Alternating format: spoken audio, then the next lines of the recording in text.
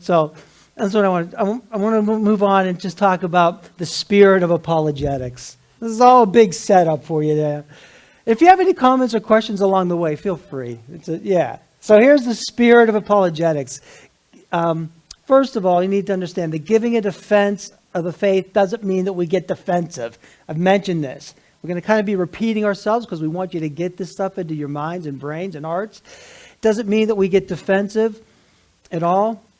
Don't think that you have to answer every question, every objection to another person's satisfaction. That's important for you to know. And you're going to see that as we go through this approach to apologetics. It's not about doing that because that could be very daunting, a daunting task for us. And who can do that besides Jesus? I don't know, maybe Paul, I don't know, but we can't. Every single question, satisfied answers to people's satisfaction, answer them to their satisfaction. And Luke's going to talk more about this in his presentation. He'll be dealing with these things. So we don't have to be like all scared and frightened in that way. If and when people are rude, condescending, or intimidating, don't get defensive. We just talked about that. Don't strike back. We're coming with gentleness and respect because it's not about you and what they do to you. It's all about Jesus Christ, man. So when they do that stuff to you or they're hostile with you, it's, you're the messenger, but they're really angry with the Lord in their hearts, the one who they need, right? So we deal with that appropriately. It also doesn't mean being offensive. See, if you know the apologetics, if you're good and you're strong in this, you could become very arrogant. You could become the one who's intimidating, right? You could become the one who's obnoxious, right? No, we don't want to do that. Your sincerity, and I mean this is a big deal when you're dealing with anybody who doesn't know the Lord Jesus Christ as you're preaching the gospel to him. Your sincerity, your grace, your humility, your concern is just as important as your defense. Understand?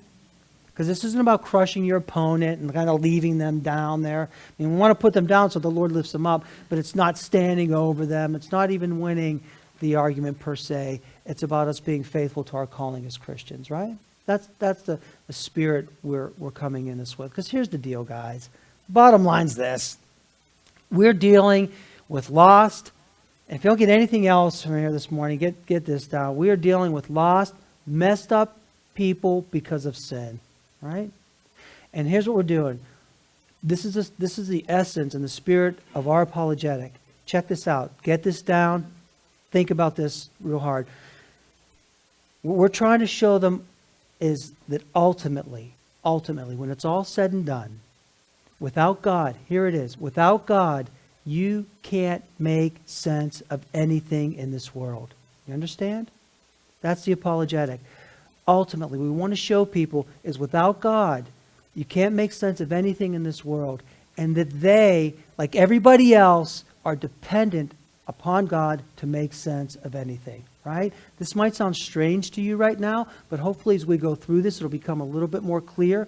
And like I said, this is just very basic this morning, just an introduction. There's a lot more to this. We have resources that'll help you in this area to as you go along.